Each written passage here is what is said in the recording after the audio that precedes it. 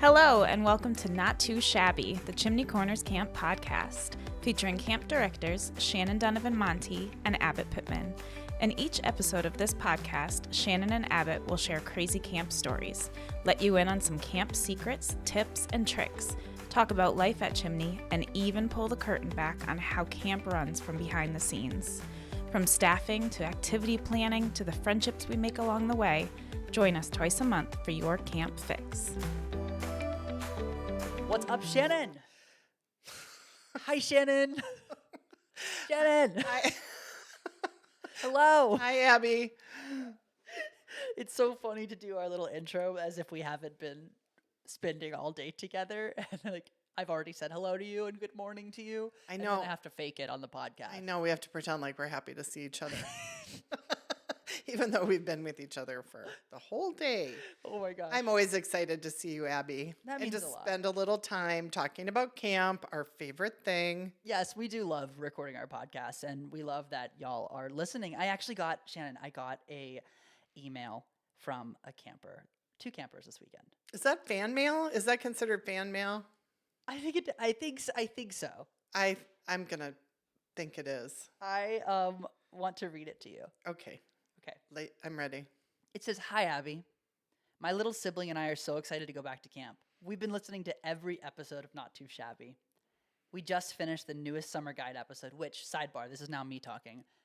These campers listened to that episode, which was very much geared toward parents. So good on you for focusing on that. Back to the mail. However, in the episode, you and Shannon are talking about how you should be wearing closed-toed shoes. My sibling and I were wondering whether we were able to wear these shoes at camp." And then hyperlinked, a website in this email. Very impressive. Wow, that's advanced. Yeah. Although they are not closed-toed. Thank you so much. It's a picture. So it's a pair of Crocs, but they are Croc slides. So I told them at the waterfront and in the shower. Yeah. But they are unfortunately not closed-toed shoes.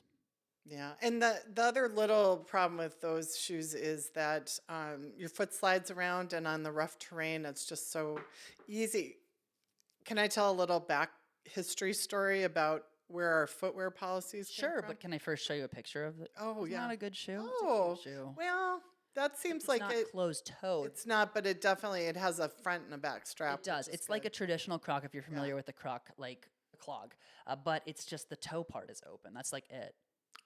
Okay. So, do you see? Can you see that far away?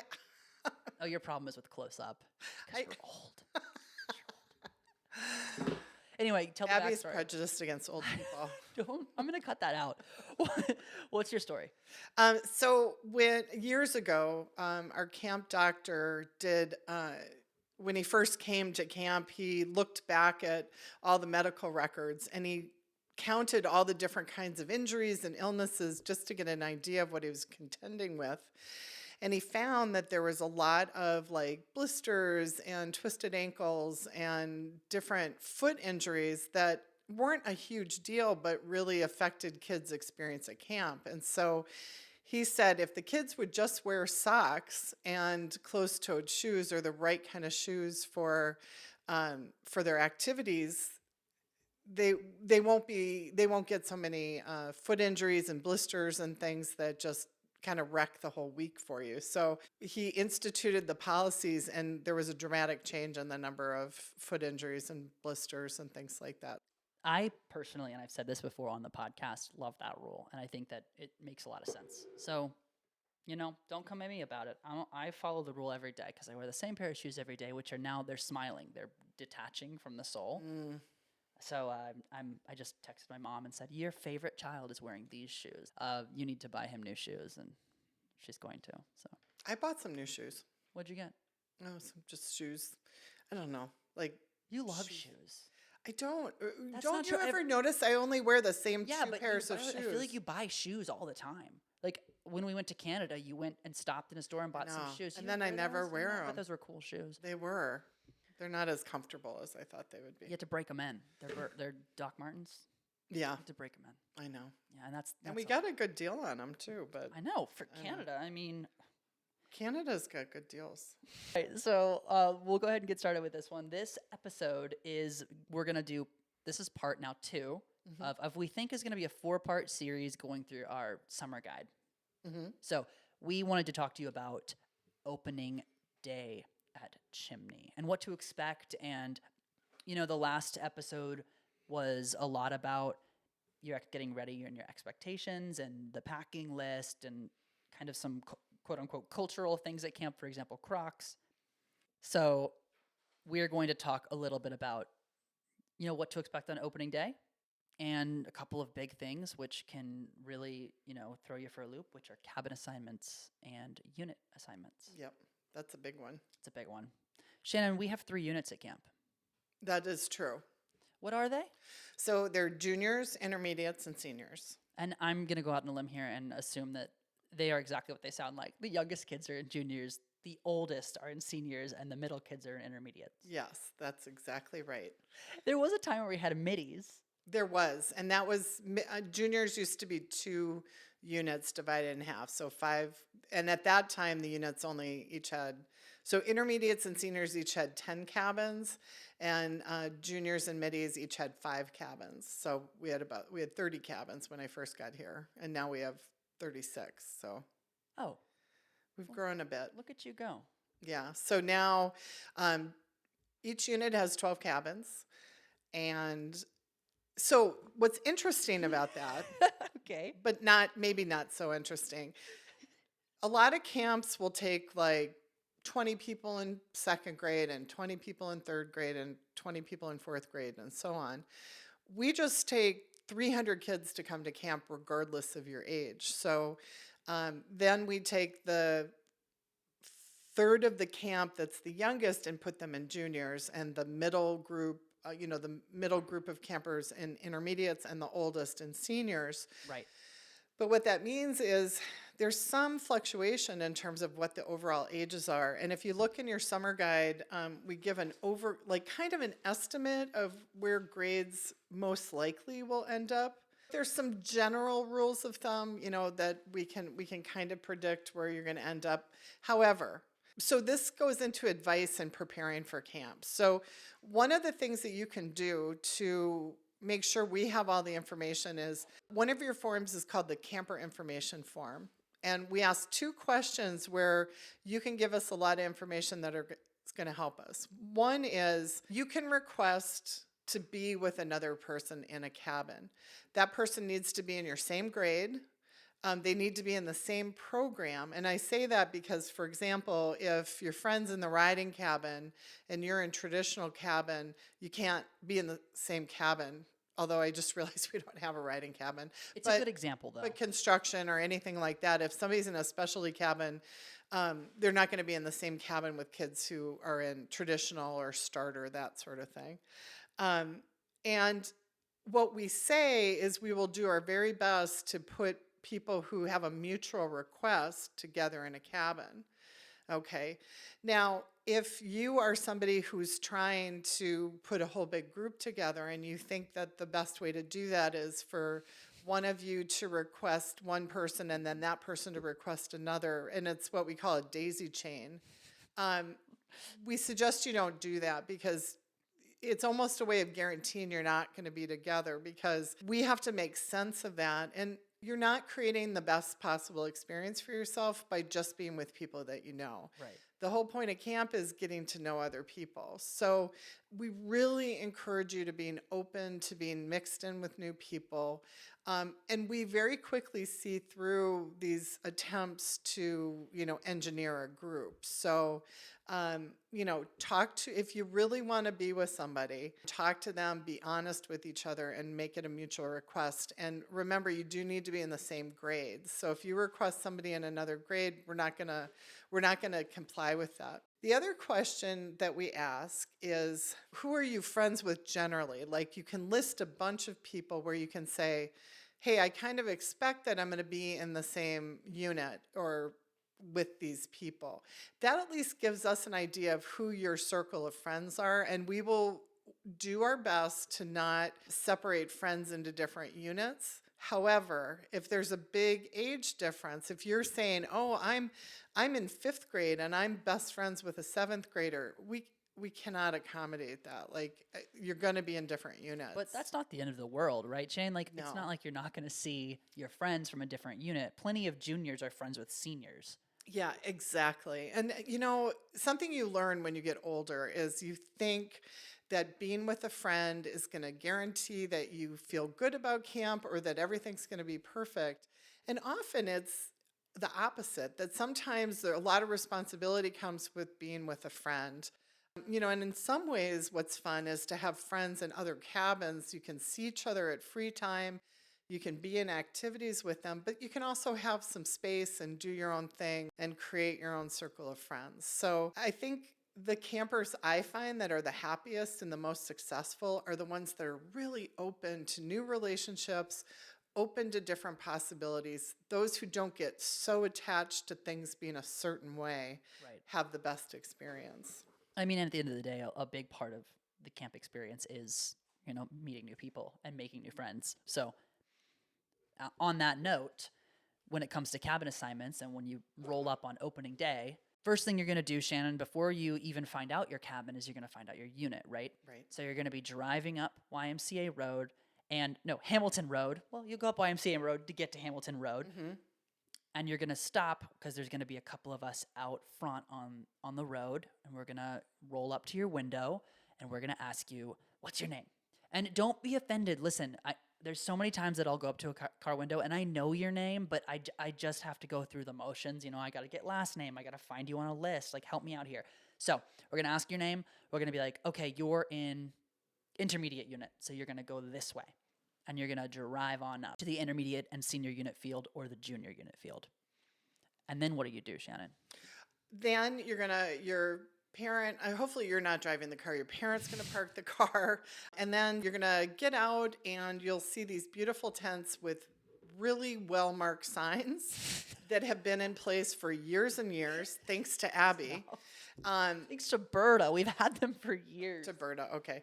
But anyway, there's going to be a tent that'll say, check in here, or this is where intermediates are, or this is where juniors check in. And you're going to go up to the tent and say, hey, I'm Mary, and I'm here. And they're going to say, oh, that's so great to see you. Here's your cabin name. And hey, there's some aides and some other program staff that are out here, and they can help you move your stuff. So you'll all go back to the car. You'll grab your stuff. Everybody pitches in. It's not just, you don't just say, hey, aides, grab my stuff. I'm going here. We all work together, so everybody grabs some stuff. And it's a pretty short walk to your cabin. And then your counselors will be there to meet you and help you move in. So that's kind of the first step of the whole process. Absolutely, yeah. And if you go up to the tent when you're checking in, and you can absolutely ask, is my friend Betsy gonna be in my cabin? Is that allowed, Shannon? It is. She made a face when I said that. I said, you can absolutely do it. And she went, I have to tell you, there's something that happens when you do something for a really long time. Yeah. I've been doing it for 35 years. For 1,000,005 years. And there's certain situations that happen over and over and over again. And I'm going to tell you what happens sometimes. So Abby's so somebody comes up and says, am I in this cabin with, Mary Jo? I keep using Mary or Mary Jo. Yeah, there's a lot. There's not really so a many common names, name like anymore. Sophie, Olivia. Anyway, am I with my friend? And then you find out, no, I'm not with the person. And then immediately, people are upset or they're frustrated or they're concerned. And I'll tell you, it's not uncommon to walk into a cabin and just feel like one thing you see you don't like, and then people latch on to that. I'll tell you, I almost always, within half a day of being at camp, the thing that you thought was a problem is not a big deal. Yeah. So another common scenario, this will happen. So family gets to the cabin, moves in, and they come back and they say, I want to talk to Shannon because they said we moved into a cabin. All the kids in that cabin know each other. Oh, yeah. And I'd be like, we really work hard to try to make sure it's a mixed up group. And, and then I follow it back. And often you walk in and you see 4 kids talking together and you say, oh, they already know each other. they just met, Yeah. but they've been there for maybe 15 minutes, and maybe the counselor was introduced them, and maybe they're talking or they're sitting on each other's beds, because that's how fast people make friends, and that's how fast.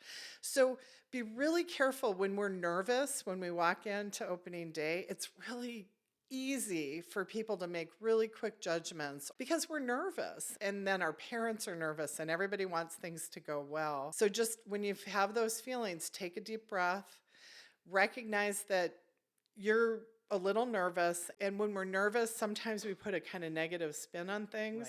Right. And that's Been part there. of the reason we talk about things like pace. Positive attitude changes everything. Taking a minute to seek to understand, to find out what's going on before we really get attached to feelings about it. So Shannon, that is the pretty typical way that the majority of our kids end up coming to camp. So they will arrive, they will find out their unit, they'll go to unit check-in where there's really good signs apparently. And I got tablecloth this year. Don't be mad. So that's the traditional way you would come into camp, but there's another method. What's the other method? You could take a bus. Oh yeah, you could take a bus. And Just any old bus, like a city bus. you just if you see a bus, Get a jump bus. on. It's probably coming to Chimney Corners. No, so on opening day, and we've added some options. Yeah. We are going to have a bus that people will have the option to take the bus from 3 different locations. Holy cannoli, you're kidding. I know. So you can take a bus from Manhattan, which leaves from St. John the Divine on the Upper West Side. We're going to have a bus that goes from Brooklyn, and it will meet at the Whole Foods. We'll give you that instructions. You don't have to remember that. And then we're going to have a stop.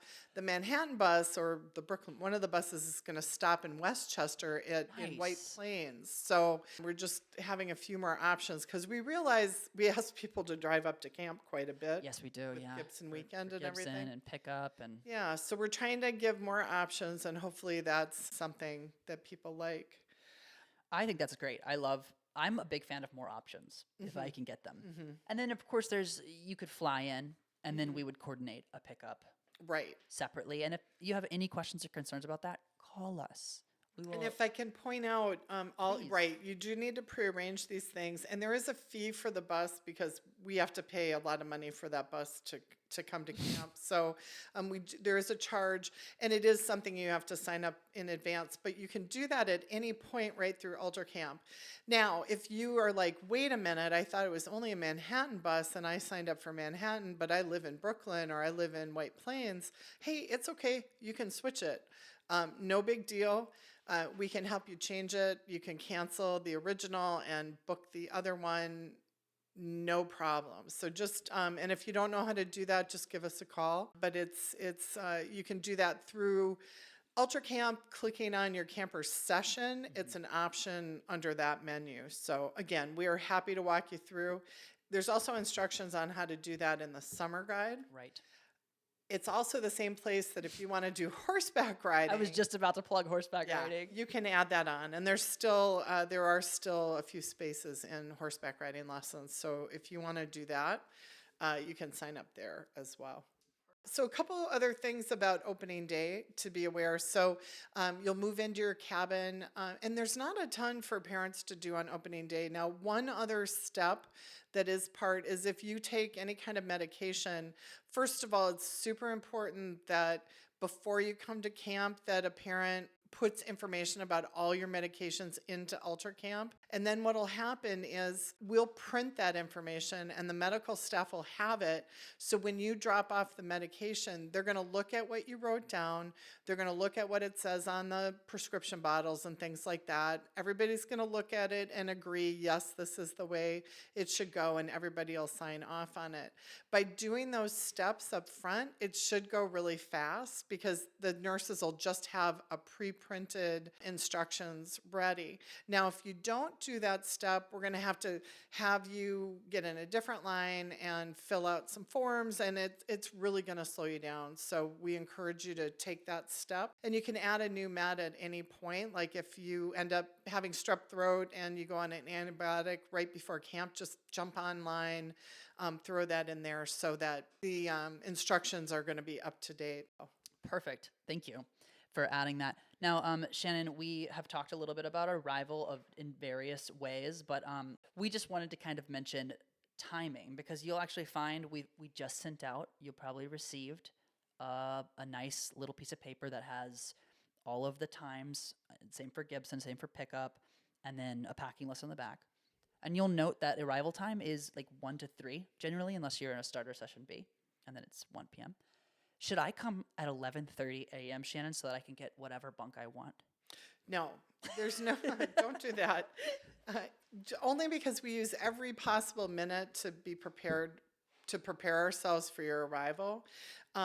Now, in some cases, people will make arrangements for a slightly early arrival, either to meet maybe with the medical staff or to do something special. But generally, we do really ask that you wait till 1. The other thing, there's no real advantage to 1. We're not going to give you your cabin assignment before 1.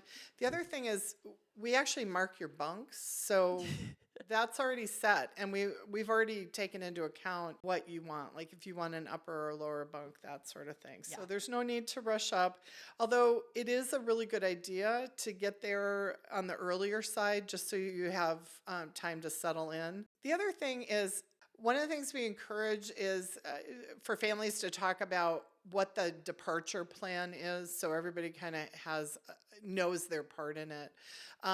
Sometimes you can have a secret signal that campers can say, "Hey, I'm good, you can go." We do encourage you to keep goodbyes short, just because sort of dragging them out can be a little hard on a camper for their first time. They're really ready to jump in. There are going to be feelings. It's hard to say goodbye to your family, but keep it upbeat, and also just have a plan so everybody knows what to expect. Be careful if you arrive later in the day. So say that you roll in at like 5 minutes of 3, you're going to feel a little rushed. Staff are going to need to keep things moving, just because there's things that'll have to happen for the rest of that day. So if you really want a lot of time to get acclimated, again, try to get there earlier in the 1 to 3 range, because we really do encourage parents to head out by 3 o'clock, just because that afternoon it's pretty busy. It's super busy. And since we're kind of hitting the end of this episode, I want to talk about the thing that's probably the heaviest on a lot of kids' minds on that opening day after saying goodbye to their families. Like, you say goodbye to your families, you're moving and you're making friends. That's all good. And then there comes a big part of the end of the day that's sort of kind of daunting, and that's the swim test. Okay. Because I hear this all the time. We actually just got mail. We've sent out some letters to brand new campers just saying, "Hey, welcome, we're so excited." And I actually got a letter back for both of us. I'll show it to you. And one of the things that the camper mentions is she's nervous for the swim test. I get that. Yeah, that's totally fair. I'm nervous every year that I take a swim test myself, and Right. I'm a grown-up person. I just did a lifeguarding class a couple months ago, and I'm a great swimmer. I've been in swim team, still nervous to do the lifeguarding swim test, which was pretty easy. What are some reasons, what are some tips you would give people about who are nervous about their swim test? Well, I think that's a great question. My first major tip would be to know what the swim test is. So actually have the Waterfront Policies and Procedures Guide in front of me, and I can read you the test. So how it's going to work is it's a swim assessment. It'll be 4 lengths of the swim area. So each length is about 25 meters, which is pretty standard.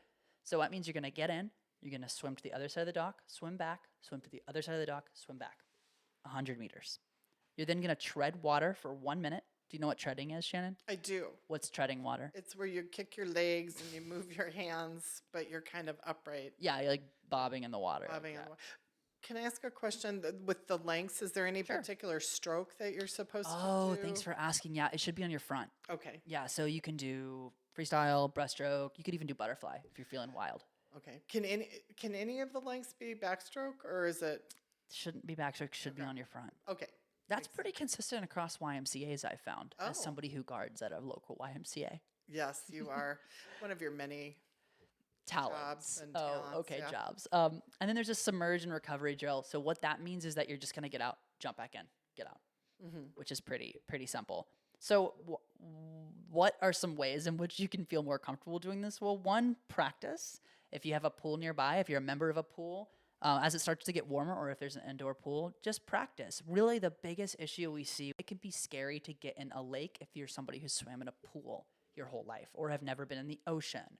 So, Shannon, you grew up around the lakes region. So I'm sure for you, getting in a lake was just a normal Tuesday night. Right. But for some kids, they've never seen a lake before, and it's darker water, and it can be scary. Right. So just remember that the lake is very safe.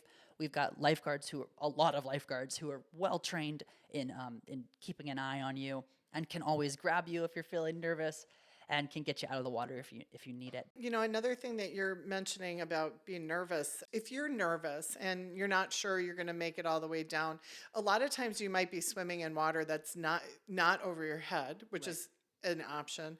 The other thing is you can swim along the dock. We have an A-frame dock, so you'll have a dock next to you, which is essentially the same as the side of the pool, Right. next to you the whole way. So there's always also something to grab onto.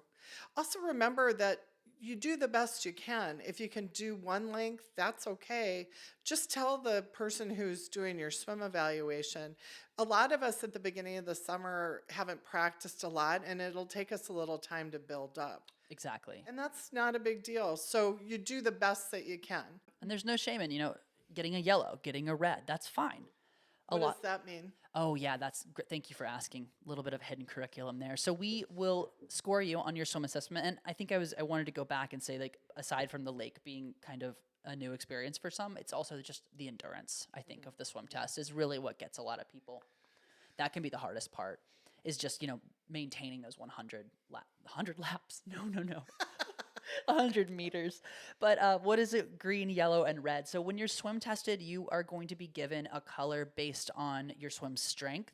And again, if you are a yellow and you're on a swim team normally, and you just it was awkward to do a swim test in front of your peers, or you were nervous about the lake, you can always swim test out of a yellow later. And the same goes for red. So there are some limitations to each color. There will be more clarity when you get here and we do a whole swim waterfront overview and orientation. And just, again, I would really recommend practicing. Swimming is a perishable skill. If you don't use it, you can lose it. So just ask your folks if they'd be willing to take you to the pool a couple times just to practice. And we have found that kids who come first session often struggle a little bit more just because it's been cold and they haven't been swimming. And kids who come second session have been swimming already for the majority of the summer and do a little bit better.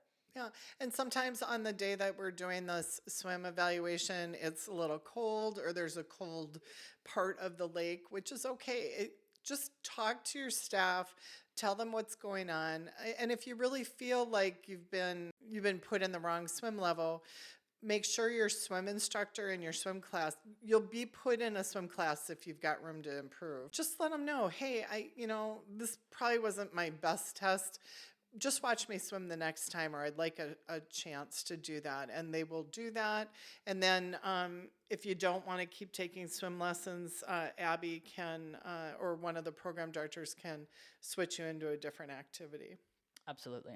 Swimming is such an important skill, though. So we really encourage folks to, if you've got some room to improve on your swimming, we really do encourage you to take those swim lessons because you build confidence.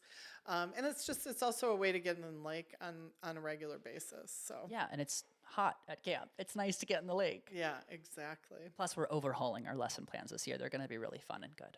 Absolutely. Heck yeah. The other nice thing that we do is we send you reminders, and you're going to get some emails. We're going to do some Zoom meetings right before opening days so that you can jump on and ask those last minute questions. So look for those kinds of things if you want a little bit of extra support before camp starts. So I think that is a great kind of introduction to the first couple hours of camp, opening day. So our next episodes, Shannon, I'm thinking maybe we could talk about Gibson Weekend. Maybe we could talk about staying in touch with the campers, all of that good stuff. So keep an eye out for that. Shannon, do you want to add anything else before we finish part 2? Nope. You're good? I'm good. All right, then we'll see you in the next one. Bye. Bye. Thank y'all for tuning in to Not Too Shabby. I do want to give a shout out to Ami and Ellie, who are the ones who sent me the letter via email with the hyperlink about the shoes. So if y'all have any questions and you want to reach out, you can reach me at apittman@bccymca.org. A is in Abbott or Abby. Pittman is Pittman at bccymca.org.